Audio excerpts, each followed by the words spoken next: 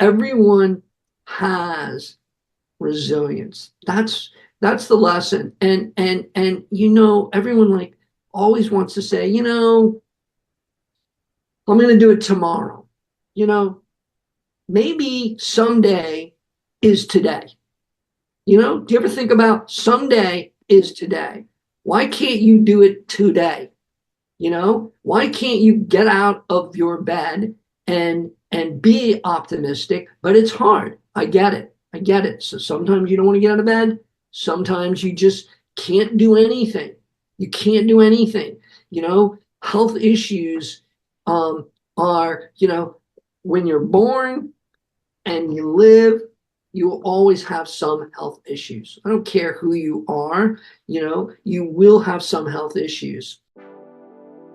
Hello, everyone, and welcome to the Truth That Heals podcast. I'm your host, Ryan Anthony Hernandez, and today's episode is an interview with the amazing Jonathan Bogner.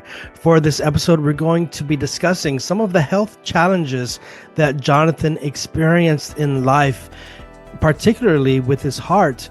But also we're going to be diving into Jonathan's meaning of resilience. And it's something that I want to mention before we even get started, is that he expresses resilience not only for those who are sick, those who are wounded, but the resilience that is needed also for caregivers, those who are attending to those who are sick, and the love and the self-sacrifice that many of them give.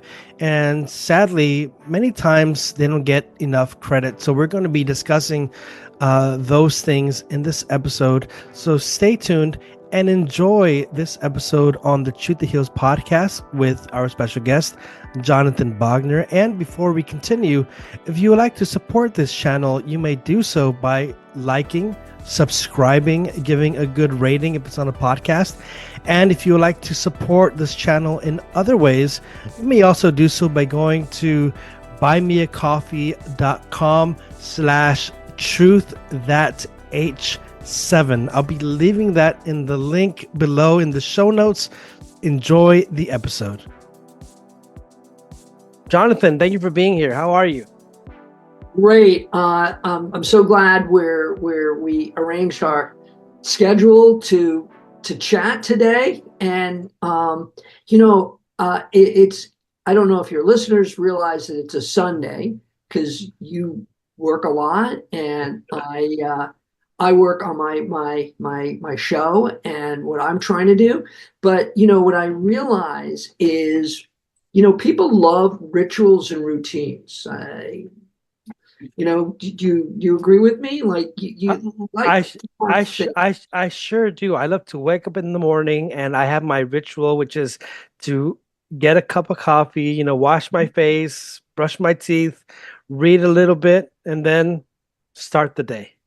Right. And I mean, like everyone, it's very comforting, because I just finished a book called all about changing, and everything changes in your life. But, and there was a kind of a chapter on rituals and routines. And, my routine is it's a Sunday, I'm going to do the vacuuming. My wife and I don't have a maid or a housekeeper or some, someone to clean our house, but we do it ourselves. So, my routine is I vacuum, I wash my dog every 2 weeks. I do my car. So those are kind of like things that you're automatically gives you comfort. Yes. Even though, I have a wife, and so, my wife will are you doing this? Are you doing that? And kind of like, she does her stuff and I do my thing. And it's like, we divide our responsibilities. And, 2 years ago, I didn't have a routine. Life is chaotic, and it can change at I'm snapping my fingers at a moment's notice. You walk out the door, you're on your cell phone, you're having your caregiver walk you around the block, and we don't know the chaos of life.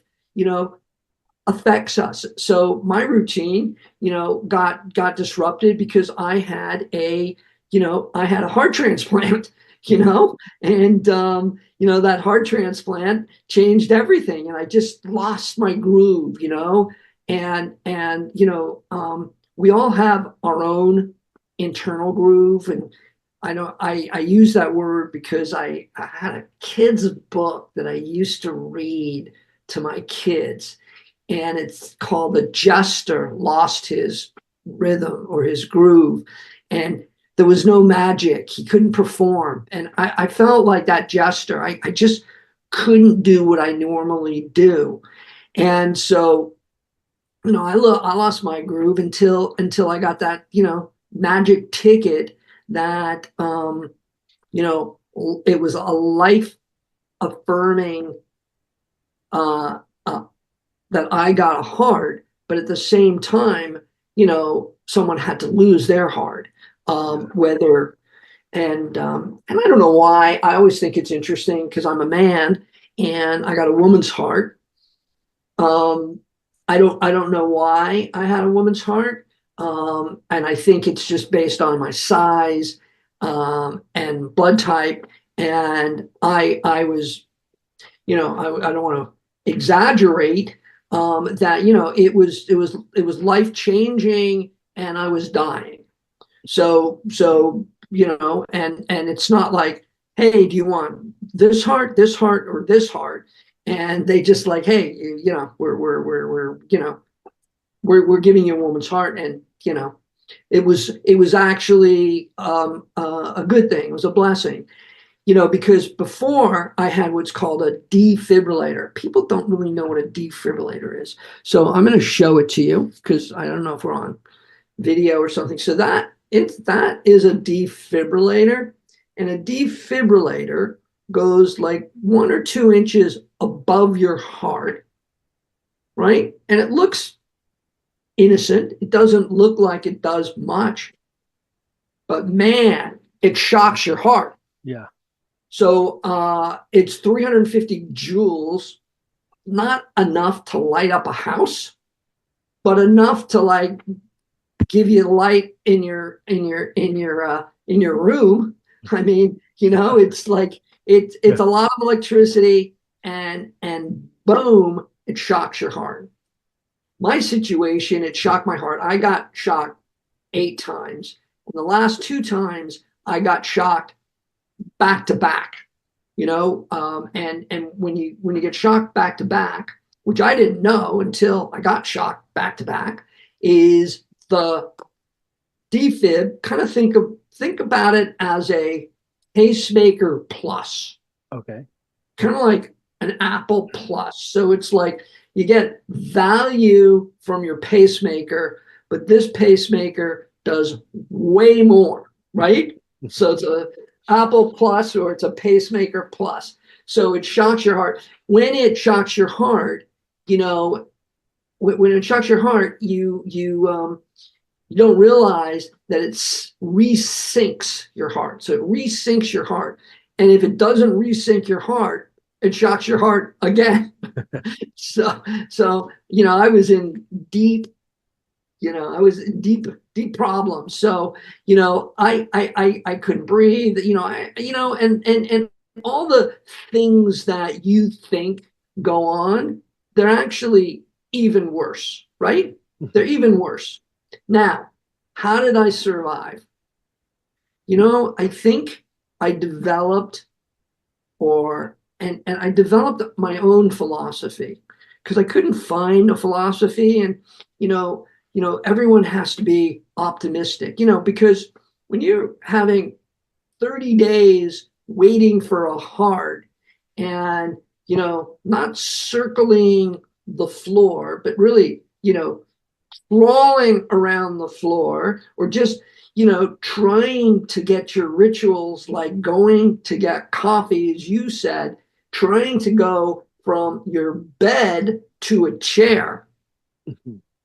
That's, you take these things for granted, and sometimes they're taken away from you, and you just can't imagine that going from your bed to a chair is so hard and so joyous when you get to the chair, but you don't really know about these things until they're taken away from you. So I developed my own philosophy of like, be optimistic. I clearly, you're talking to me and I'm talking to you. I'm pretty much an optimistic person, but I was not always optimistic. There are moments of depression when you're in a hospital 30 days waiting for a heart. Your wife or your uh, partner, your kids, adult kids, they show up, friends show up, but they all leave. They all leave. They leave to do their thing, their life. They're fulfilling their life. And sometimes it's almost a burden to like visit your person, your husband or your wife in hospital because you've got your rituals, you've got your routines that you have to attend to. But I kind of like through the midst of depression, through suicidal thoughts, like why am I here? What's the reason? I developed optimism. And I didn't develop optimism because I woke up one day I'm optimistic, but it was called rigorous optimism. So, it's hard work to be optimistic. I don't care what anyone says. You're not going to wake up every single day being optimistic. It is hard work. So I developed rigorous optimism. And then I developed the 3 R's, the rigorous optimism, rugged flexibility, and resilience. And then rugged flexibility, meaning, again, there's a struggle. Everything is a struggle, but you have to be flexible. Mm-hmm. You have to be flexible in your life. You have to be flexible in your relationships. You have to be flexible in your job. So, someone has to be flexible, not to be, inflexible, but and not to be, lying down, but you have to develop flexibility, but you also have to be rugged. You have to also stand your ground too. So I developed rugged flexibility and then being resilient. And I think resilience is a big overused word, but everyone has it. Because how many times have you experienced people like, I want to die, I want to die, I want to die? Do they really want to die? Do they want to say, I'm going to die tonight and I planned it? Certain people will do that. Very, very, very, very few people. But I would say, having a resilient life is like, people don't want to die. That's why people are 90 years old. They're living, beyond, what people have thought. But they've also, with living a long time, suffering a long time, but we don't know until we're in it. And when we're in it, we know that we have some resilience, but we have to like look back, like, man, I'm looking at my wife, and my wife, I was sick. I had 2 strokes, heart failure, aphasia, couldn't speak. Could you imagine me not being able to speak? I had to relearn English. And English is my first language. English is my first language, and I had to relearn English, math. I still can't do the alphabet, so I have aphasia, and then I had 2 strokes, a little brain damage, and heart failure. So that was before I got the heart transplant. That was like, my hit list goes on and on and on. And you can see, it looks like, I don't know if you can see, I had Mohs or a surgery on my ear. It's not like Mike Tyson bit my ear off, and didn't like it, but I had surgery because I developed a melanoma in my ear. So these are due to the heart transplant because you have a tendency to get these other things that you get. But going back to resilient, everyone in your life, your listeners, everyone in my life, if they're pushed to the limit, they have resilience. And I'm talking about my wife. My wife had a sick husband, a sick child, two sick kids, and she was also sick. Yeah, she had Crohn's and colitis. My other son had Crohn's. My other son had thyroid issues. I had this. So it's like you don't know what other people are experiencing until you ask them. And some people don't even want to tell you. But everyone has resilience. That's the lesson. And everyone like always wants to say, I'm going to do it tomorrow. Maybe someday is today. Do you ever think about someday is today? Why can't you do it today? Why can't you get out of your bed and be optimistic? But it's hard. I get it. So sometimes you don't want to get out of bed. Sometimes you just can't do anything. You can't do anything. Health issues are, when you're born and you live, you will always have some health issues. I don't care who you are, you will have some health issues. And I feel like you're a caregiver. Ironically, I'm a caregiver to my 90-year-old mother. I do everything for her, but I don't live with her. My brother lives with her, and he's got his own significant issues health-wise. But and my wife is my caregiver. And I've now I can drive. I'm much more independent. But yeah, there was a time I couldn't drive because if you have a defibrillator, that means you will get shocked. Guaranteed, you will get shocked. Question is when. Okay, when? So a doctor will say to you, or cardiologist, you got a defibrillator, you're going to get shocked. Don't want you to do that in traffic. Don't want you to do that in the freeway. So I kind of volunteered that I was not going to drive for a while. So clearly I can drive. I've kind of like when I was in the hospital, kind of developed purpose. I was a producer. I produced 16 movies, feature films. And then I also did 10 reality shows as a producer. And I never, ever wanted to be in front of the camera. But I don't know if anyone could tell my story like me. And the emotion that I, and I can't hire an actor to tell my story. So I found new purpose when I was in the hospital, seeing all these caregivers, seeing these nurses and doctors. And, when I walk around, and I pay attention, that I see caregivers all over the place now. And so I wanted to do a show about caregivers. So I developed a show called Caregivers Today. And I want you, I'd like you to interview you to be on my show. And so it's about caregivers, and we divided it into diseases. I don't know if there's any other euphemistically way to say it. I divided it into diseases: heart, lung, kidneys, Alzheimer's, Parkinson's, the top 10 diseases. And I interview a caregiver. And then I interview the doctor that specializes in that disease.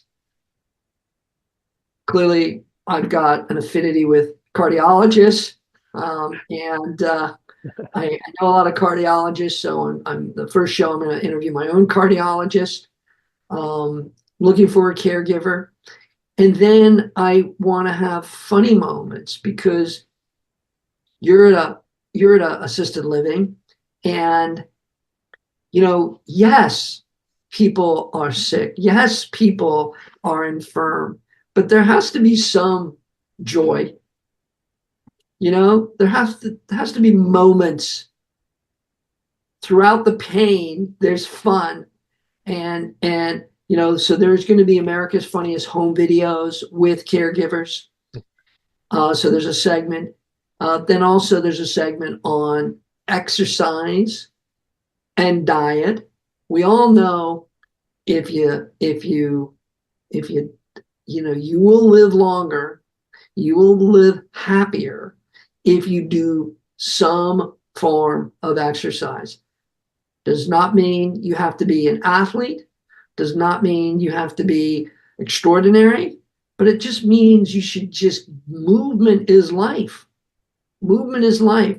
It's, I mean, you know, I'm just looking at, I saw a documentary on lions. It's like lions sleep pretty much, or dogs. I have a dog. They sleep 18 hours a day, or, or, or even more. I don't even know. I don't know a cat, but I'm not familiar with cats. But they sleep, but then they exercise. Then they do something. But you just can't sleep and not do anything. Because that will also affect your inflammation and your stress. And, there's a whole gamut of things that it affects. So you have to be, you have to do some form of exercise, and not getting up and down. That's not exercise. Getting up and down, so certain people, maybe getting up and down is exercise depending on condition. But you look like you're a healthy, guy. So it's like, just do exercise. And then also it's like, yeah, everyone likes fried food. I mean, everyone likes some stuff that they shouldn't have. The question is how much. It's just, it's moderation.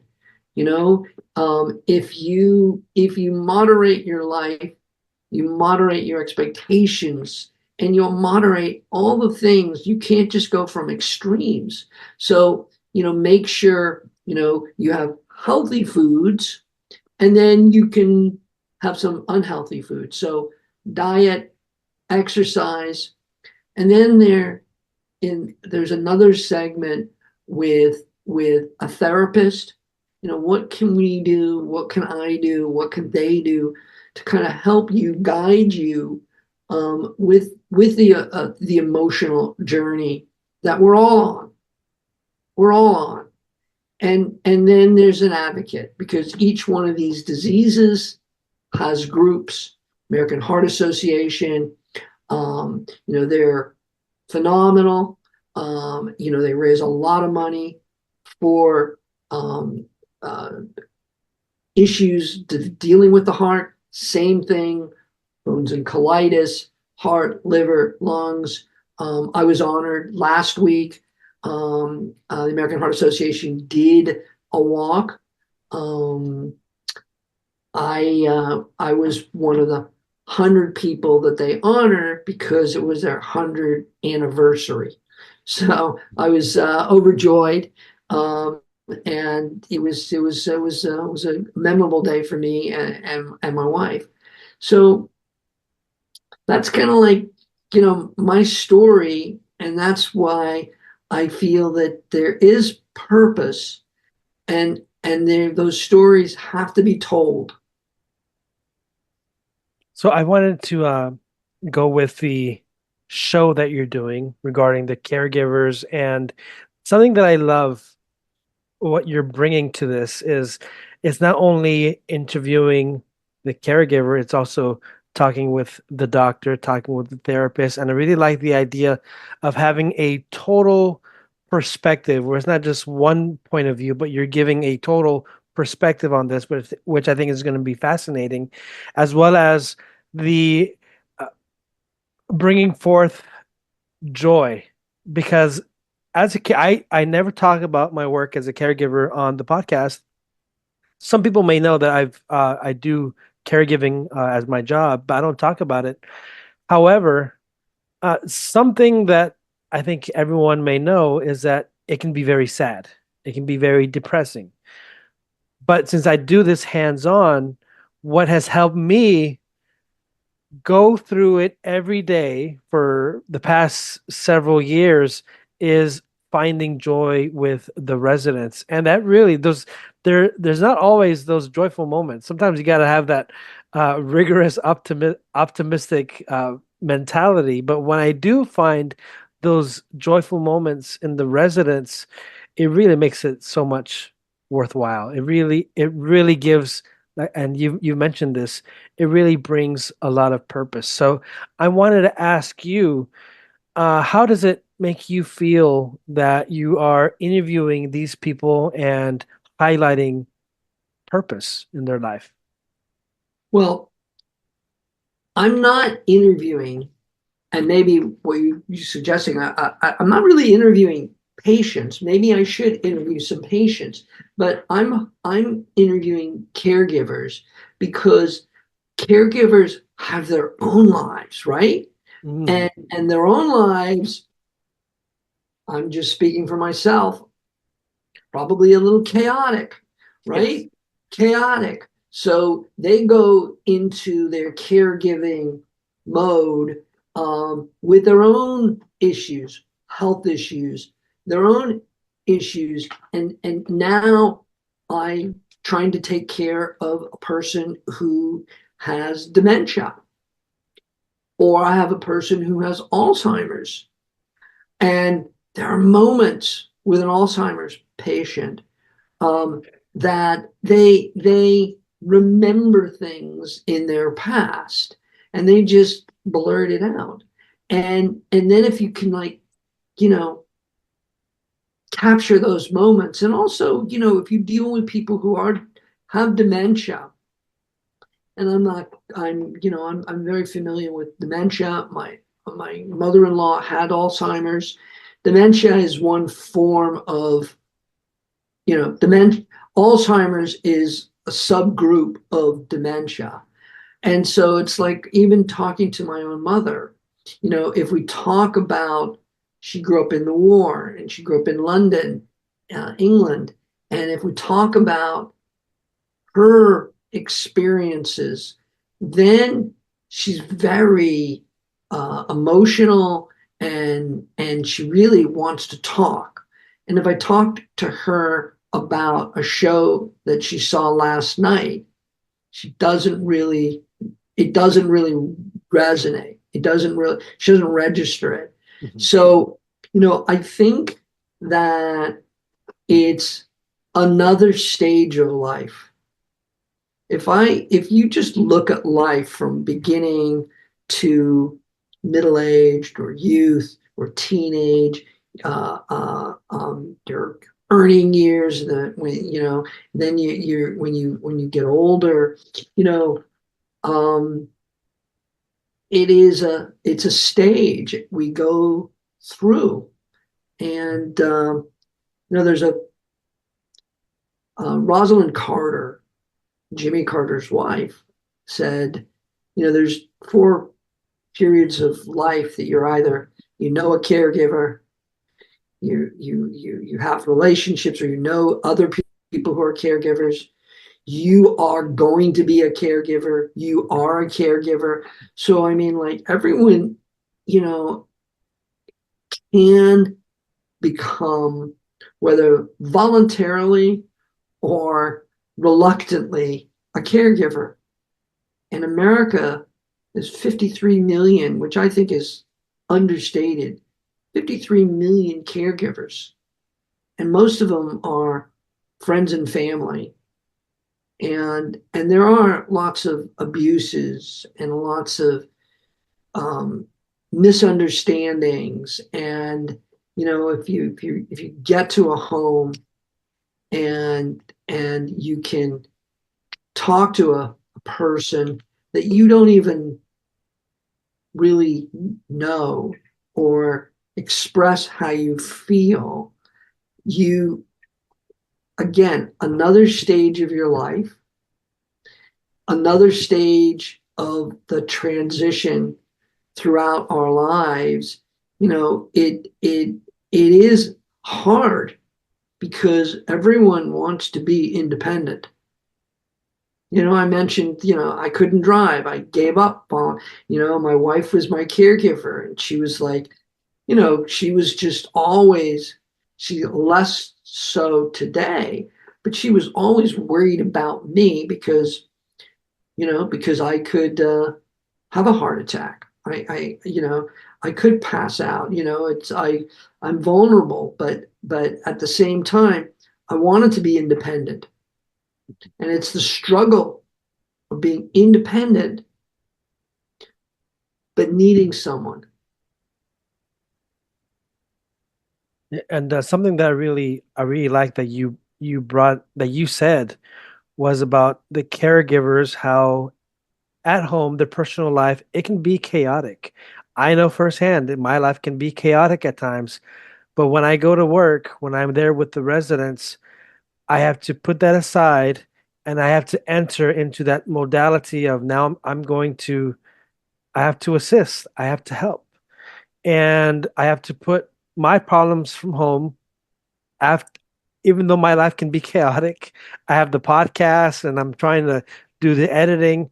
But when it comes to being with the residents, sometimes it can be dark. It can be dark being with residents who don't remember your name, people who have totally forgotten uh, like you said, yesterday's TV program. But personally, I do find it's sad that there is abuse, that there are uh, people who are in this field who are abusive. But for me, personally, I find it to be, I guess, maybe therapeutic. I don't know, but I find I'm able to find, even in the dark times, joy in serving others. And I hope that other caregivers, and I know it's hard, it can be chaotic, it can be you can be tested very much, but I hope that other caregivers find joy in the work that they do. And something that I wanted to ask you was going back because you mentioned earlier about routines, about Mm-hmm. rituals, Mm-hmm. and how after, I believe, was it after your heart transplant that you wrote your book? Was it after or before? Well, I'm glad you said wrote my book, which I have not done, by the way. I have Okay. not done. It's Okay. it's an unfinished thought process that ultimately I will write a book. I will write a book, if that's what you're referring to, write a book. But I really want my book to be published by a major book publisher. I don't want to randomly pay for it myself and, you know, distribute it by to friends and family. I really want to have a, I want to have a point of view and a statement that I'd like to make. And I'm not there yet, but I feel like the talk show that I'm producing Mhm. and I'm hosting will lead me to write a book. Okay, so it's in your mind at the moment. Yeah, yeah. Okay.